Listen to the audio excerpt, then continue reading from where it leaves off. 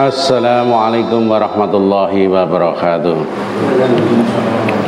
Alhamdulillahilladzi arsala rasulahu bil huda wa dinil haq liyudhhira 'ala dini kullih walau karihal musyrikun. Asyhadu an la ilaha illallah wa la syarikalah wa asyhadu anna Muhammadan abduhu wa rasuluh. Amma ba'd. Alhamdulillah, pertama kita panjatkan puja dan puji syukur kehadirat Allah Subhanahu wa taala yang mana kita masih diberi kesehatan, keimanan, ketakwaan untuk bisa menjalankan perintah-perintah Allah, salah satunya thalabul ilmi. Salawat dan salam kita limpahkan kepada junjungan kita Nabi besar Muhammad sallallahu alaihi wasallam yang mana beliau menjadikan suri teladan, menjadikan contoh yang baik yang wajib kita ikuti sunnah-sunnah beliau. Alhamdulillah, pertemuan pada malam hari ini sampai bab 10 tentang tawakal kepada Allah. Ya, tawakal kepada Allah.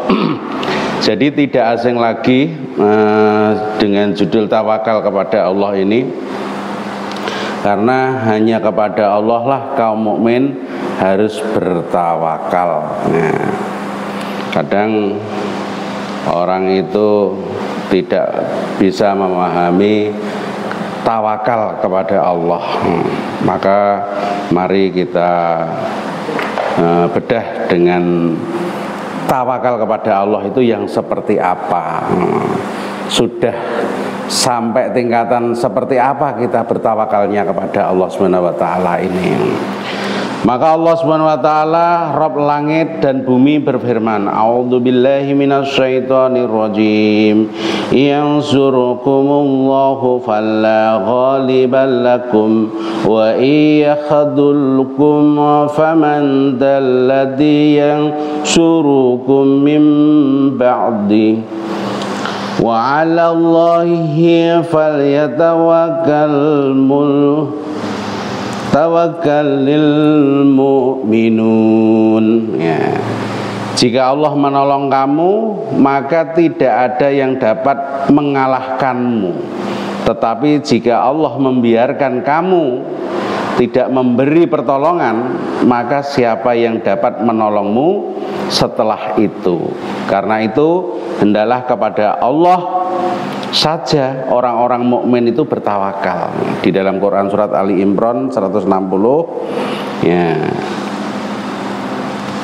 Syekh As-Sa'id di rahimakumullah menyatakan dalam tafsirnya, artinya bila Allah Subhanahu wa taala ini menolongmu dengan nasr dan maunahnya,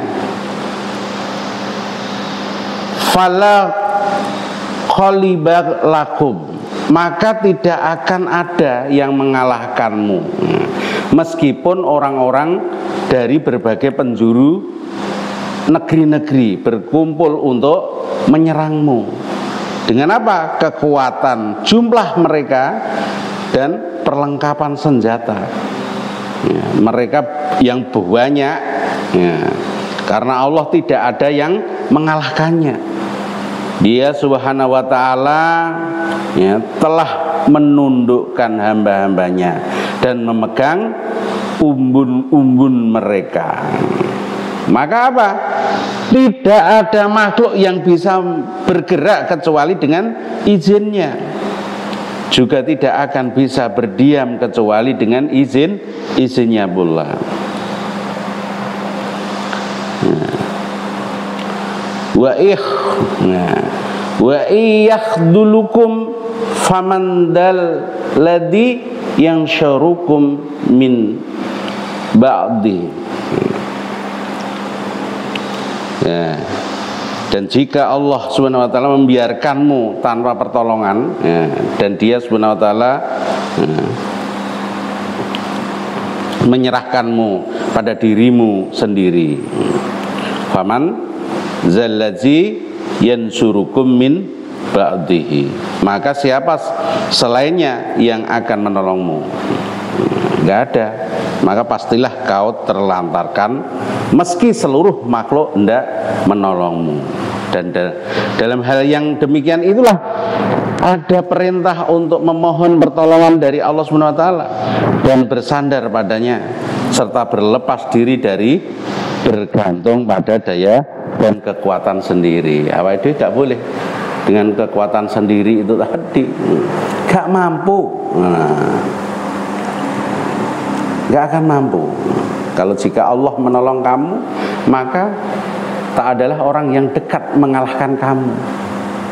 Iya tak? Maka apa? Berlindunglah dan tawakallah kepadanya, dan percayakan urusan kalian kepadanya. Kalau wa yahdulukum itu jika Allah memberikan kamu, ya ini dengan apa? Membiarkan tidak menolong kalian atas musuh-musuh kalian, ya itu tidak akan tertolong jenengan. Jika Allah menolong kamu terhadap musuhmu seperti di perang Badar maksudnya. Nah, ini diceritakan di dalam perang Badar. Maka tak ada orang yang akan mengalahkan kamu kalau itu digendaki oleh Allah Subhanahu wa taala. Sebaliknya, jika dia membiarkan kamu tanpa memberikan pertolongan seperti waktu perang Uhud, ya, maka siapakah lagi yang dapat menolongmu setelah itu? Artinya apa? Artinya setelah kekalahan itu,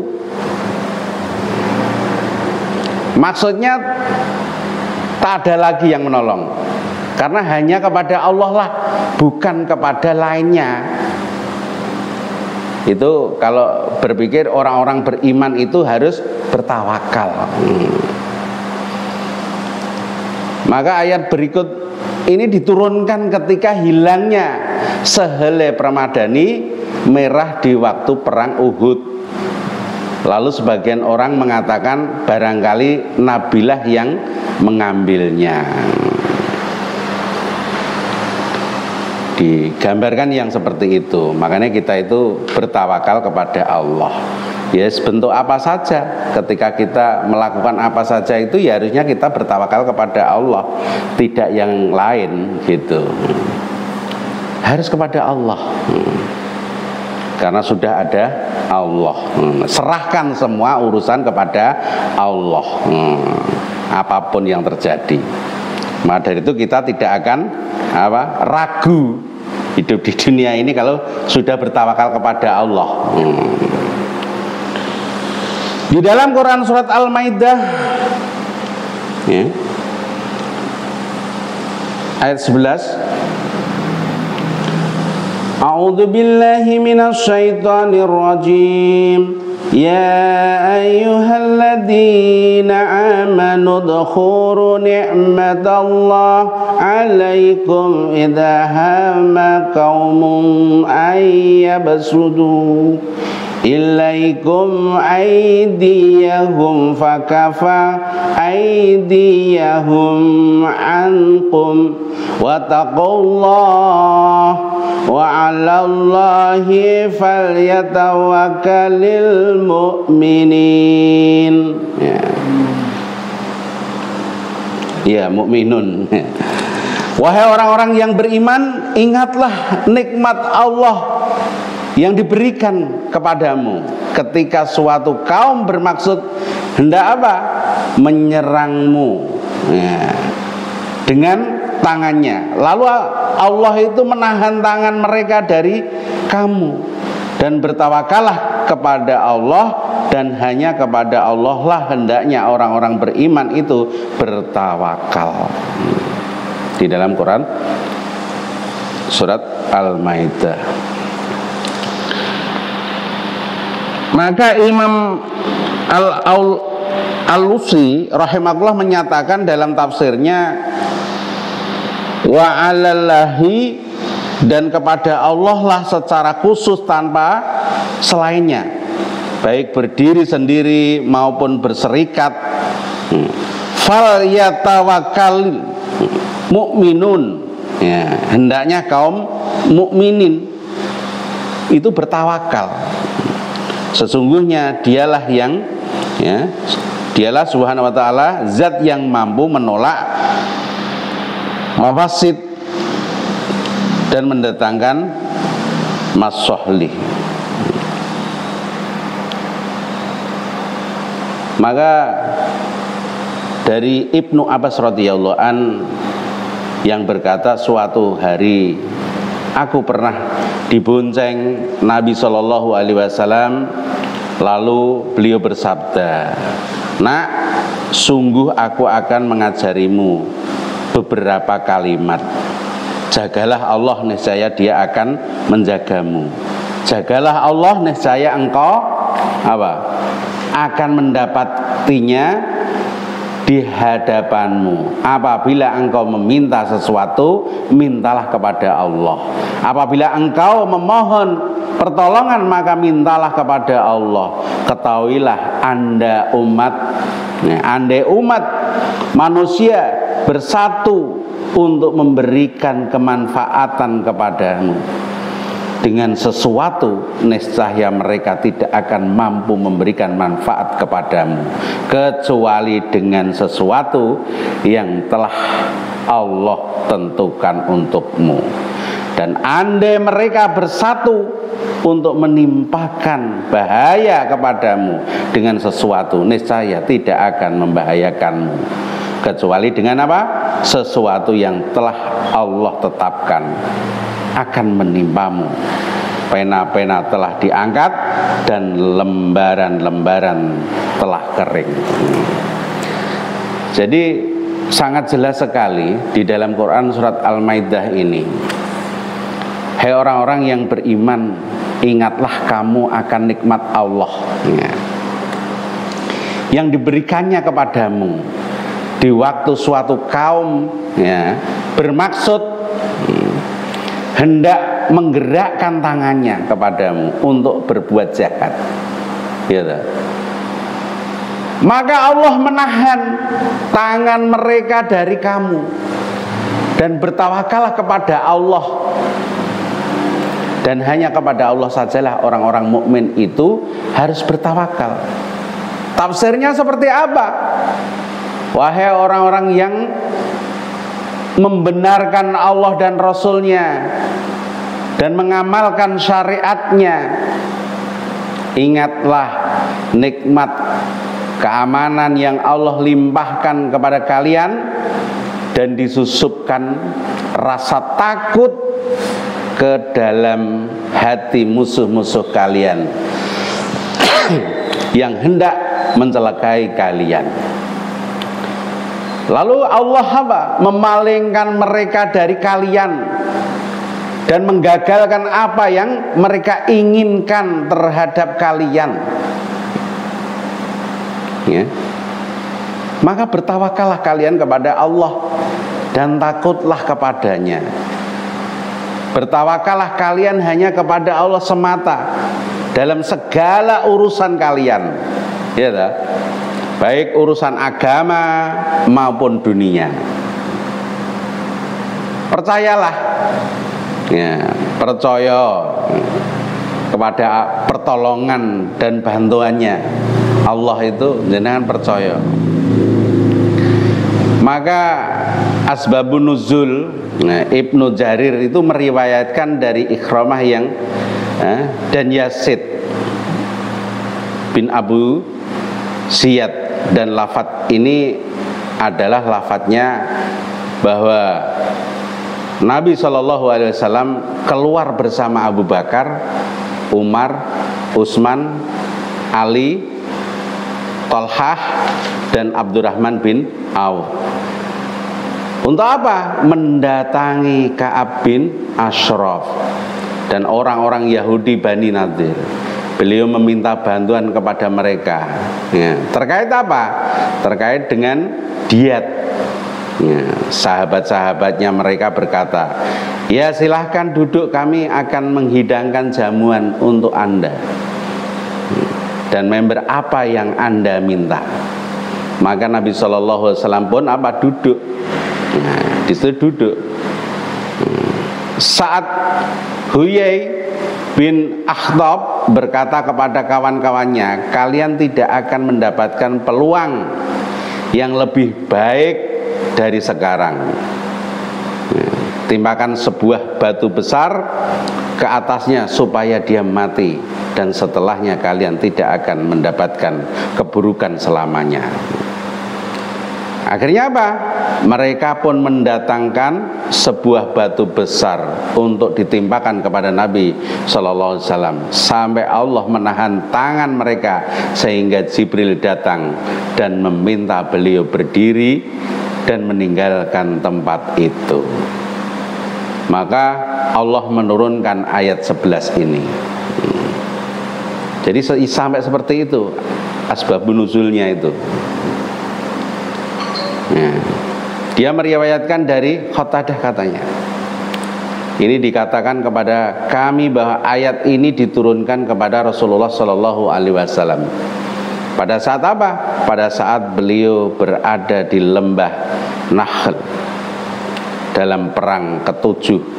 Lalu Bani Salobah dan Bani Muharib berencana apa? Untuk membunuh Nabi Shallallahu Alaihi Wasallam. Mereka mengutus seorang Badui, ya, untuk apa? Mendatangi beliau pada saat beliau sedang tidur di sebagian tempat istirahat dia, mengambil senjata dan berkata, siapa yang bisa menghalangiku dari membunuhmu? Nabi Shallallahu Alaihi Wasallam menjawab, Allah, gitu. Maka pedangnya terjatuh dan beliau tidak menghukumnya. Seharusnya kita itu berserah diri kepada Allah SWT. Berserah diri kepada Allah SWT disebut dengan tawakal. Sebagaimana orang yang beriman. Karena tawakal wajib dilakukan setelah dirinya apa? Mengusahakan segala sesuatu. Sebab Allah SWT yang maha mengetahui dan mengatur segalanya. Ya kita serahkan saja kepada Allah. Nah, kalau kita itu bertawakal, ya serahkan kepada Allah. Sebagian seorang muslim yang bertakwa, seseorang tidak perlu merasa cemas atau khawatir akan apa yang akan terjadi pada apa yang dirinya diusahakan. Allah SWT itu sudah mengatur sedemikian rupa dengan hasil yang pastinya terbaik untuk dirinya tadi. Bagaimana tentang berserah diri kepada Allah? Kalau kita itu mau berserah diri kepada Allah, maka Abdul Aziz Al-Jahuri dalam buku Jalan Menggapai Ridho Ilahi itu menjelaskan secara bahasa tawakal diambil dari bahasa Arab tawakul, berasal dari kata wakal yang berarti lemah. Maka secara istilah tawakal itu memiliki arti suatu sikap atau bersandar atau menyerahkan segala urusan yang telah diusahakan secara total hanya kepada Allah Subhanahu wa Ta'ala untuk mendapatkan kemaslahatan, ya, serta mencegah kemudorotan, baik itu menyangkut urusan dunia maupun akhirat. Maka tawakal kepada Allah SWT sama dengan menjadikannya sebagai apa? Wakil dalam mengurusi segala urusan dan mengandalkannya dalam menyelesaikan segala urusan. Itu yang dinamakan tawakal kepada Allah. Maka hal ini sesuai dengan firman Allah SWT dalam surat Al-Muzammil ayat 9.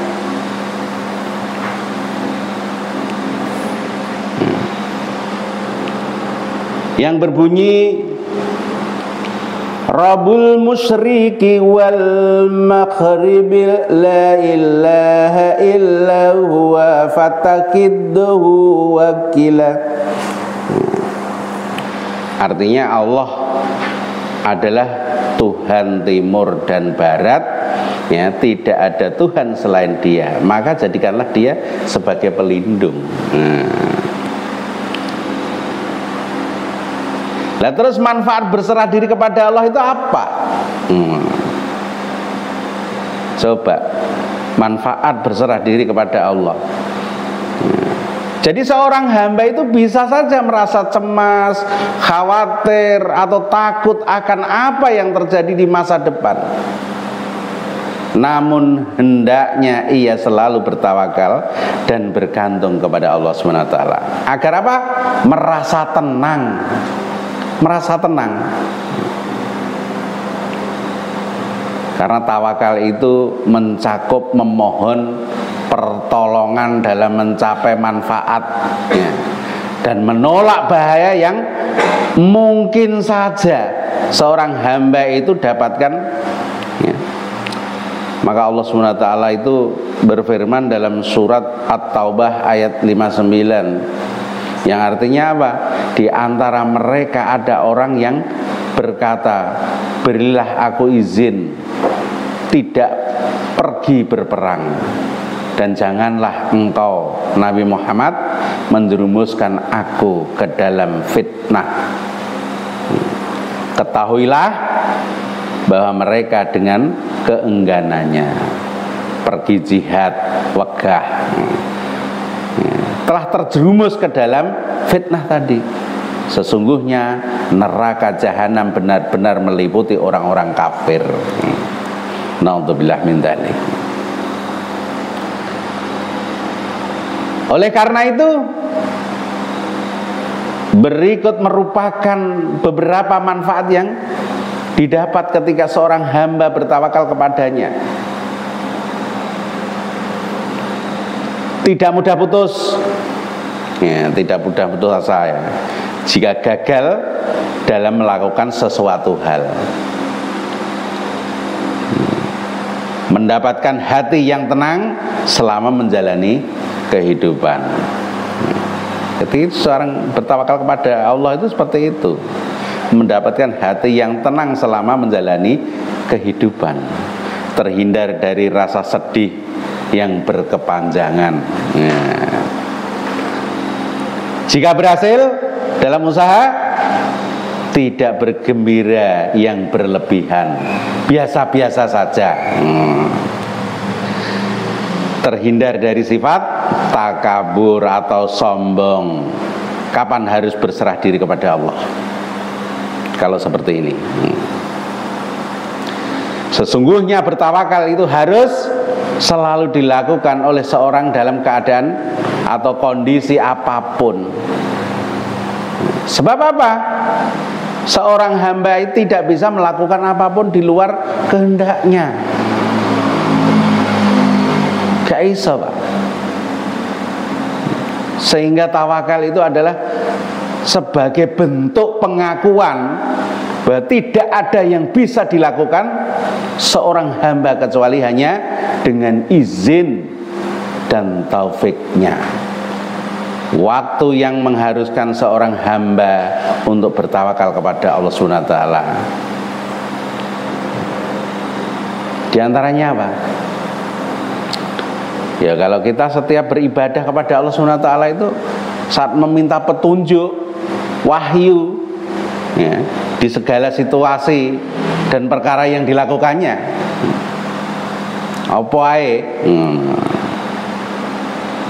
Contoh, saat menyebarkan ajaran Islam atau berdakwah, ya kita tetap bertawakal kepada Allah. Saat mendapat tantangan dan hambatan ketika berdakwah, ya kita bertawakal kepada Allah, kembalikan kepada Allah. Saat melaksanakan hukum dan peradilan untuk persiapan jihad, umpamanya seperti itu. Karena saudara-saudara kita yang jihadnya jihad fisabilillah, saat melaksanakan jihad fisabilillah di Palestina yang seperti itu luar biasa. Tawakalnya kepada Allah, hanya mintanya kepada Allah, tidak meminta ke siapa-siapa. Tidak ada yang menolong kecuali Allah. Setiap saat meminta untuk dijaga olehnya agar bisa selalu istiqomah menjalankan setiap perintah dan menjauhi segala larangannya. Karena sebagian orang itu menganggap bahwa tawakal itu adalah sikap pasrah tanpa melakukan usaha sama sekali. Anggapannya ngono kuwi. Contohnya, ya, dapat kita lihat pada sebagian pelajar yang keesokan harinya akan melaksanakan ujian. Misalnya ini contoh,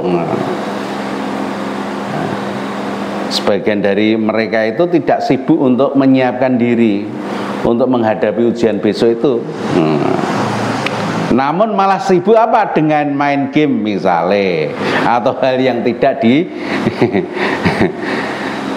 yang tidak bermanfaat lainnya, yang tidak ada manfaatnya.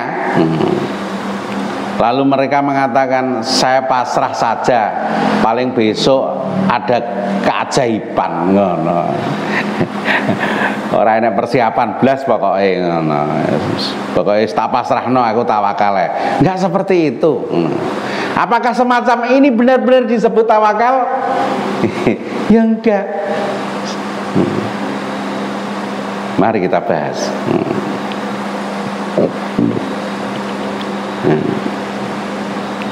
Pada jamaah sekalian, mengenai tawakal yang sebenarnya dan apa saja faedah dari tawakal tersebut. Maka tawakal yang sebenarnya itu digambarkan Ibnu Rajab rahimahullah dalam Jami'ul Ulum wal Hikam, tatkala menjelaskan hadis nomor 49, itu mengatakan tawakal itu adalah benarnya apa? Penyadaran hati pada Allah Azza wa Jalla untuk apa? Meraih berbagai kemaslahatan dan menghilangkan bahaya baik dalam urusan dunia maupun akhirat. Jadi menyerahkan semua urusan itu kepadanya, serta meyakini dengan sebenar-benarnya bahwa tidak ada yang memberi, menghalangi, mendatangkan bahaya dan mendatangkan manfaat kecuali Allah semata. Jadi tawakal itu bukan hanya pasrah ngono tok, enggak ngono, tapi enak ikhtiare. Perlu kita ketahui bahwa tawakal itu bukanlah hanya sikap bersandarnya hati kepada Allah semata, namun juga disertai dengan apa? Melakukan usaha. Ibnu Rajab juga mengatakan bahwa menjalankan tawakal itu tidaklah berarti seseorang harus meninggalkan sebab atau sunatullah yang telah ditetapkan dan ditakdirkan tadi, tidak. Karena Allah memerintahkan kita untuk melakukan usaha, sekaligus juga memerintahkan kita untuk bertawakal. Oleh karena itu, usaha dengan anggota badan untuk meraih sebab termasuk ketaatan kepada Allah. Lah sedangkan tawakal dengan hati merupakan keimanan kepadanya. Itu yang dinamakan tawakal.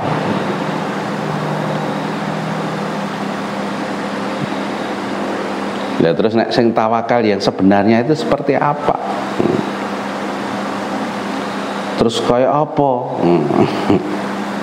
Itulah. Nah, ya seperti itu. Tawakal yang sebenarnya. Kalau kita mau menjalankan perintah-perintah Allah, ya, itu tadi dengan usaha. Nah, awakmu pengen pinter nek gak gelem sinau, ya gak mungkin jenengan iso pinter. Iya tak? Nah, awakmu pengen maca, iso maca kuwi karena ya juga belajar. Bukan hanya apa ya? Tiba-tiba aku iso maca ngono, enggak.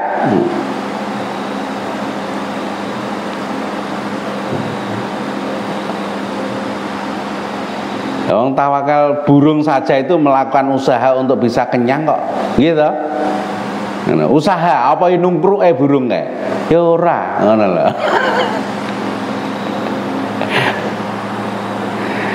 Jadi burung saja itu melakukan usaha untuk bisa kenyang, ngono. Ya, ada juga tawakal yang termasuk syirik. Sebagian orang itu menganggap bahwa tawakal itu adalah sikap pasrah tanpa melakukan usaha sama sekali. Ya seperti itu tadi.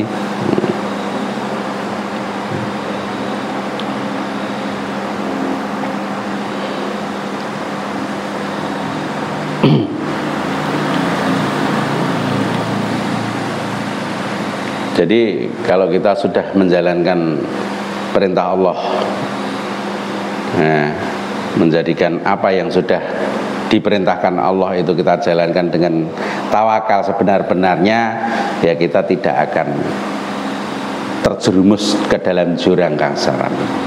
Karena apa? Ketawakalan kita itu betul-betul ya dengan usaha yang benar, ngono lho.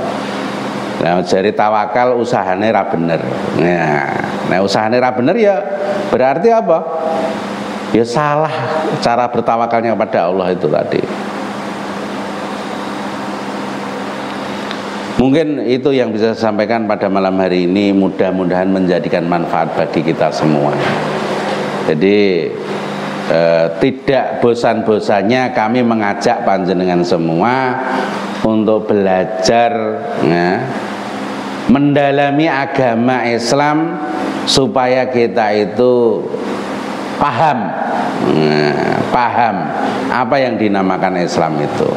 Karena kalau kita tidak belajar hanya Islamnya Islam KTP, Islamnya tidak mengikuti ajarannya Kanjeng Nabi, ya kita tidak akan selamat dunia akhirat.